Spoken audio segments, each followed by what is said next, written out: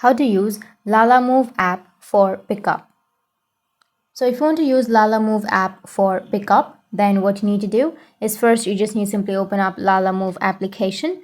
And once you open up your Lalamove, now what you need to do is just simply tap on the middle, which has pickup location option. Tap on it, and then you need to choose the pickup location. You can simply turn on your location access to make it easy to choose the location, or you can just simply search for the location. So I'll just choose something. Now once you've selected the location, you just need to simply go with the floor or unit number, the mobile number, and the contact name, and then go with confirm.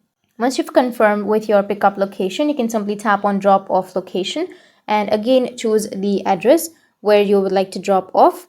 And once you've selected both the locations, what you can do is just simply scroll down and you will have all of these available vehicles. So you can simply choose any vehicle that you are comfortable with. You can go with Lala Go or car or a UV car or 4H service.